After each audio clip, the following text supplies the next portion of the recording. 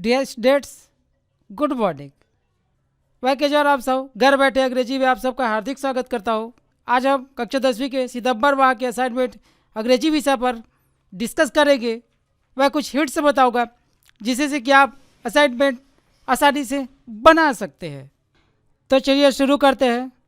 तो ये है छत्तीसगढ़ माध्यमिक शिक्षा मंडल द्वारा जारी किया गया असाइनमेंट सितंबर माह के लिए। ठीक है, टोटल 20 नंबर का है, जिसमें से आपको सर आपके लिखे गए उत्तर के अनुसार आपको नंबर जांच करके देंगे आउट ऑफ 20। ठीक है, ये एक बात इसके बारे में बता दूं, जैसे कि छत्तीसगढ़ माध्यमिक शिक्षा मंडल से पता चला है कि इसके अंक, इसके मार्क्स वार्षिक परीक्षा में जुड़ेंगे, इसलिए इसे लाइटली लेना खुद के लिए घातक सिद्ध हो सकता है, बाद में खुद के लिए हानिकारक हो सकता है, इसलिए इसको भूल कर भी लाइटली मत लेना। ठीक है, इसको बहुत गंभीरता पूर्वक अच्छे से पढ़ करके, अच्छे से समझ करके, अच्छे से उत्तर दे रहे हैं। ठीक है, चलिए अब देखें किस तरीके से उत्तर देते हैं। एट फर्स्ट क्वेश्चन 1 क्या कहते हैं, रीड द फॉलोइंग पैसेज, नीचे दिए गए पैसेज को पढ़िए and answer the questions that follow, और प्रश्नों के उत्तर लिखिए जो कि इसके बाद मिलेंगे। ठीक है, अब ये कोई भी पैसेज को पढ़कर कैसे उत्तर लिखना चाहिए उसका बहुत बढ़िया ट्रिक बता रहा हूँ मैं, बहुत बढ़िया, जो बहुत काम आएगा, जीवन भर काम आएगा। एक तो पैसेज के नीचे जितने सारे प्रश्न दिए होते हैं उनके उत्तर इस पैसेज में होते हैं, पहला। ठीक है, पहला ट्रिक क्या कि जितने सारे प्रश्न होते हैं उनके उत्तर इसी पैसेज में होते हैं। दूसरा, इसको कम से कम 2 बार पढ़ना चाहिए। कितने बार? एटलीस्ट 2 टाइम्स, कम से कम 2 बार पढ़ना चाहिए। पहली बार इसको अंडरलाइन करते हुए जो मुख्य मुख्य बातें हैं, जो मुख्य मुख्य जो फैक्ट हैं, उनको अंडरलाइन करते हुए पहली बार पढ़ना चाहिए। उसके बाद प्रश्नों को देखना चाहिए, फिर प्रश्नों को देखना चाहिए, उसके बाद प्रश्नों को देखने के बाद फिर से पढ़ना चाहिए कि कहाँ कहाँ पर वो आपके प्रश्न और उत्तर मैच खाते जा रहे हैं। इसको देखते देखते सेकंड टाइम पढ़ना चाहिए। और इस प्रक्रिया से मैं दावे के साथ कह सकता हूँ कि कोई भी प्रश्न का उत्तर नहीं चूकेगा। क्या आपको क्या लगता है? चलिए इसको पढ़ते हैं, पढ़ के देख लेते हैं कि क्या कहते हैं। 2.5 hours later, they found themselves at a teeny dusty railway station. Railway station कैसे? Teeny dusty. ठीक है, दे got down and stepped outside. वे नीचे उतरे और पैदल चलने लगे। A large well built man, आदमी कैसे है? A large well built man wearing a white धोती, वो क्या पहना हुआ है? वाइट धोती पहना हुआ है। एंड कुर्ता पहना, and sporting a huge turban, और एक बहुत बड़ा पगड़ी। कहाँ पगड़ी बांधा हुआ? कहाँ बांधते हैं पगड़ी को? सिर में या पैर में, समझ गए ना। Greeted them with folded hands, उन दोनों का स्वागत किया। कैसे? हाँ, स्वागत किया। कैसे स्वागत किया? ऐसे। ही led them to a bullock cart एक पास ले गए। And much to Ajit's delight lifted and placed him on the cart, Ajit को कार्ट में बैठा दिया उठा करके। The cart trundled on for almost an hour till they finally reached the village. They alighted in front of a large brick house. An elderly man and a woman came out greeting Nanaji and fussing over kids.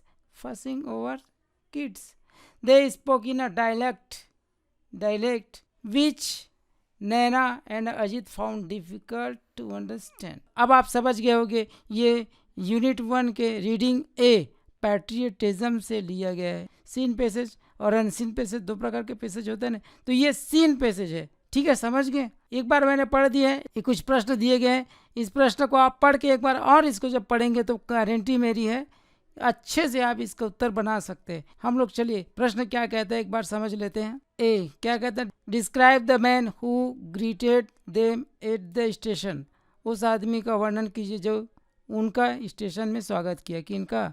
Ajit, नैना और नाना जी का, है ना। तो चलिए, he was, वो कैसा था बता देना है। ही वॉज वेयरिंग, क्या पहना हुआ था बता देना है। आप समझ रहे होंगे, आप समझ रहे होंगे मैं क्या कहना चाहता हूँ और उत्तर कहाँ पर है आपकी। आप बोलेंगे नहीं सर हम तुरंत बनाएंगे, तो नहीं बेटा रुक जाओ, आप पूरा बनाओगे। पहले इसको समझ तो लो, आप पूरा बनाओगे, आपको पूरा समझ आ गया, मैं समझ रहा हूँ। ये बहुत अच्छी बात है। आपको पूरा समझ आ गया, थोड़ा इसको समझ लीजिए, फिर आप बनाएंगे, आराम से बनाएंगे। चलिए, ही हैड, अपने सिर में क्या पहना हुआ था बता देना है। ही वेलकम्ड, उन सब का स्वागत किया, कैसे हाथ से किया बता देना है। ठीक है, समझ आ गया। तो ये तो बन गया। और नहीं समझ आया तो दूसरे बार और पढ़ लीजिए और मिला लीजिए, उसके बाद लिख दीजिए। ये फिल इन द ब्लैंक्स है, खाली स्थान है, इसको भरना है, जैसा लाइन में लिखा वैसे लाइन में भरना है। समझ गए? चलिए, अब क्वेश्चन 1 का बी क्या कहता है देख लें। कहता है find the meaning of the words from the dictionary. Dictionary से इन सारे शब्दों के, दिए गए शब्दों के मीनिंग ढूंढिए। कहाँ से? डिक्शनरी से। And make a sentence of your own for each of them, और इन सभी का एक एक वाक्य बनाइए, प्रत्येक का अलग अलग। तो मैं यहाँ पर वाक्य नहीं बनाऊंगा, सिर्फ अर्थ बता दूंगा, आप समझ सकते हैं और इसके हिसाब से आप फिर आगे सेंटेंस बना सकते हैं। ट्रंडल्ड माने क्या होता है? खड़खड़ाते हुए, लुढ़कना या चलना, जैसे बैलगाड़ी चलती है उस तरीका से समझ जाइए आप। डायलेक्ट माने देसी भाषा या बोली, समझ जाइए आप। अलाइटेड माने प्रदीप्त या जलता हुआ, प्रज्वलित हुआ, इस तरीक़ा से। अब आप समझ जाइए, मैं समझता हूँ आप बहुत होशियार है, आप बहुत समझदार है, आप आराम से सेंटेंसेस बना सकते हैं। लेकिन ध्यान रखना मीनिंग भी वहाँ लिखना है, सबसे पहले मीनिंग लिखना और नीचे में सेंटेंस बनाना है। ठीक है, अपना खुद का सेंटेंस यहाँ पर दिए गए सेंटेंस को नहीं लिख सकते, लिखोगे तो वो गलत है। Is it clear? Now second question, what does it ask? कहता है आंसर द फॉलोइंग क्वेश्चंस, नीचे दिए गए प्रश्नों के उत्तर दीजिए। ये 2 प्रश्न है, ए और बी करके, और ये 3 मार्क्स के। कितने मार्क्स के? 3 मार्क्स ईच। पहला प्रश्न क्या कहता है? How can you show love for your country in this pandemic situation? इस महामारी के समय में आप अपने देश के प्रति प्रेम कैसे व्यक्त कर सकते हैं, यही बताना है। वाक्य लिखना है, 2-3 वाक्य, और हिंट के रूप में कुछ शब्द दिए हैं, मास्क, सोशल डिस्टेंसिंग, क्लीनलीनेस, इस तरीक़े से। वह हिंट में इतना कह सकता हूँ, जैसे आप वो मोबाइल में कॉल करते किसी को, सुनाई जो देते हैं ना, उस टाइप के सेंटेंसेस इसमें आप लिख सकते, लेकिन उसी को एज इट इज़ नहीं उतार देना है। मैं हिंट दे रहा हूँ, इस टाइप के सेंटेंसेस आप लिखना है कि हम मास्क बना सकते हैं, सोशल डिस्टेंस हम मेंटेन करके और स्वच्छता अपना करके हम अभी देश के प्रति अपने प्रेम को व्यक्त कर सकते हैं। ये हिंदी में बताया, अब इसको आप हिंदी इंग्लिश में आप समझ के लिखना। सेकेंड, बी क्या कहता है? Name the Indians who have received Nobel prize and their category. कहता है कि उन भारतीयों के नाम बताइए जिन लोगों ने नोबेल प्राइज़ प्राप्त किया है और उनकी कैटेगरी बताइए। तो मैं बता दूं, नोबेल प्राइज़ अंतर्राष्ट्रीय स्तर का एक पुरस्कार है जिसे अलग अलग 12 क्षेत्रों में, कितने क्षेत्र में? 12 कैटेगरीज में दिया जाता है, जैसे कि literature, science, economics etcetera, social work, अलग अलग ये बहुत सारे क्षेत्र हैं और इन अलग अलग क्षेत्रों में अलग अलग व्यक्ति को दिए जाते हैं। इंटरनेशनल लेवल का ये प्राइज़ है। ठीक है, तो ये जीके की चीज़ है, जीके में इसे आप ढूंढ के आराम से इसको लिख सकते। ठीक है, थर्ड क्वेश्चन क्या कहता है? Third question, right 2 sentences. कितने सेंटेंसेस लिखना है? 2 सेंटेंस लिखना है, 2 नंबर का, एक नंबर का प्रत्येक। 1 हैविंग एन एडवर्बियल क्लास, एक में क्या होना चाहिए? एडवर्बियल क्लास होना चाहिए। And the other must have an adjective phrase, और दूसरे में अनिवार्य रूप से क्या होना चाहिए? एडजेक्टिव फ्रेज होना चाहिए।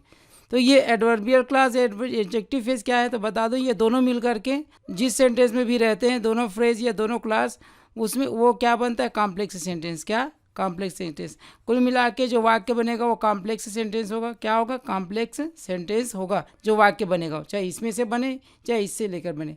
अब ये एडवर्बियल क्लास की पहचान या कुछ क्लू मैं दे दूँ कि जिस सेंटेंस में, देखिएगा, जिस सेंटेंस में इफ़ होता है या अलेस होता है, देख लीजिएगा, इफ़ या अलेस या बिकॉज या सो दैट, वो सेंटेंस एडवर्बियल क्लास वाला सेंटेंस होता है। तो इसका मतलब क्या हुआ कि ऐसे कंजक्शन वाले कोई भी सेंटेंस आप लिख सकते हैं और वो सही होगा। इधर आ जाए एडजेक्टिव फ्रेज। एडजेक्टिव फ्रेज ये भी कॉम्प्लेक्स सेंटेंस बनाते हैं। किस वाक्य को हम एडजेक्टिव फ्रेज वाला कहेंगे? जिसमें हु होता है, देख लीजिए, हु, बीच, हुज या हुम, ऐसे कंजक्शन जिस वाक्य में होते हैं उसे एडजेक्टिव फ्रेज कहते हैं। अब आप समझ सकते हैं, तो ऐसे वाक्य आप लिख दीजिए जिसमें ये होना चाहिए, कोई भी एक होना चाहिए और वो सही है, वो एडजेक्टिव फ्रेज वाला वाक्य है। ठीक है, क्लियर। चलिए अब बी पर बात करें, 3 के बी पर बात करें। क्या कहते हैं, डू एज डायरेक्टेड, जैसा कहा गया वैसा करो। क्या कह रहा है भाई, देख ले। कहते हैं I reached the station, I will call you. Join the sentences using when, when का प्रयोग करके दोनों वाक्यों को जोड़िए। मैं सिर्फ इतना क्लू बता सकता हूँ कि वेन मने होता है जब। अब इसका आप वाक्य का अर्थ समझिए और जब से दोनों वाक्य को जोड़ दीजिए। ठीक है, आप बोलोगे सर कुछ नहीं बता रहे, तो बेटा मैं यहाँ बताने के लिए नहीं बता रहा हूँ, यहाँ सिर्फ आपको हिंट्स बता रहा हूँ। मैं अगर नकल आपसे करा दिया तो आपकी अकल खत्म हो जाएगी, फिर आप कमज़ोर हो जाओगे, आप कमज़ोर हो जाओगे। आपकी बुद्धिमत्ता, आपकी जो IQ है, जो आपकी जानने की समझने की क्षमता है, वो ख़त्म हो जाएगी। इसलिए मैं नहीं बता रहा हूँ, मैं सिर्फ हिंट्स बता रहा हूँ। ठीक है, चलिए सेकंड क्या कहते हैं, opening the door he went out, दरवाज़ा खोलकर वो बाहर गया। मेक 2 सेंटेंसेस, कितने वाक्य बनाना है, 2 सेंटेंसेस फ्रॉम दिस सेंटेंस। इस सेंटेंस से 2 सेंटेंस बनाना है। सेंटेंस वास्तव में एक है, इसे 2 बनाना है। ही वेंट आउट, दरवाज़ा खोलकर वह बाहर गया। आप समझ सकते हैं, दरवाज़ा खोला और बाहर गया, 2 सेंटेंस आप बना सकते हैं। ठीक है भाई, आराम से मैंने इतना कह दिया, समझ सकते हैं आप। थर्ड क्या कहते हैं, food, pencil, hope, mistake, which determiner little or few, little or few will you use for these nouns. इन नाउन्स के लिए आप कौन सी डिटर्मिनर यूज करेंगे, लिटिल या फ्यू। ठीक है, तो ये बस इतना हिंट बता रहा हूँ भाई यहाँ पर कि लिटिल का प्रयोग अनकाउंटेबल किसके लिए, अनकाउंटेबल नाउन के लिए, और फ्यू का प्रयोग काउंटेबल नाउन के लिए किया जाता है। इसके पूर्व, नाउन के पूर्व किया जाता है। जैसे फ्यू फ्रेंड्स, एक एग्जाम्पल दे रहा हूँ, फ्यू फ्रेंड्स। अगर आपको समझ नहीं आ रहा है तो मेरा फ्यू और लिटिल पर एक वीडियो बना हुआ है, जिसमें मैं गारंटी कहता हूँ कि अगर उसको एक बार आप देख लोगे तो जीवन भर फ्यू और लिटिल के संबंध में कोई कन्फ्यूज़न नहीं होगा, चाहे वो फ्यू को लेकर हो, अ फ्यू को लेकर हो, द फ्यू को लेकर हो। इसी प्रकार से little, a little, the little, ये 6 क्वांटिफायर्स को लेकर के कोई भी कन्फ्यूज़न कभी नहीं होगा, ये मेरी गारंटी है। आप देख लें एक बार उसे। Now last question, 4th question, you are Anuj or Anju, आप अनुज या अंजू हैं, residing at A63 Avanti Vihar, Raipur. आपका ये रायपुर में रिसाइडिंग प्लेस दिखा दे रहे हैं, ये आपका पता दिखा दे रहा है रायपुर का। Write a letter to your friend, अपने मित्र को पत्र लिखिए, टेलिंग हिम और हर, उसे बताते हुए, about how you spend your days during lockdown, कि कैसे आप इस लॉकडाउन में अपने दिन बिता रहे हैं। तो क्या है, कठिन नहीं है। जैसे आप समर डेज में कैसे अपने दिन बिताएं अपने मित्र को बताते हो ना, वैसे ही लॉकडाउन में कैसे दिन बिता रहे हैं उसको बता रहे हो। क्लासेस अटेंड करता हूँ, ऑनलाइन हो चाहे मोहल्ला, पारा मोहल्ला वाले क्लास, जिस क्लास अटेंड करते हैं आप उसके बारे में बता देना। फिर मनोरंजन के लिए क्या करते हैं, खेलते हैं, घर के कुछ काम करते हैं, वो सारी चीज़ों को, कुछ पेंटिंग बना रहे हैं, ये सारी चीज़ें आप बता सकते हैं। लेकिन ये किसके, लेटर के फॉर्मेट में। लेटर के फॉर्मेट क्या है, डियर फ्रेंड्स, जो इस तरीके से लिखते हैं उस फॉर्मेट में। ठीक है, तो मैं समझता हूँ ये जरा भी कठिन नहीं है, बहुत ही सिंपल है। चलिए, तो इस वीडियो में सिर्फ इतना, अगले वीडियो में फिर मिलेंगे। तब तक के अपना ख्याल रखें, अच्छे से पढ़िए, अच्छे से समझिए, अच्छे से बनाइए। Best of luck, thank you.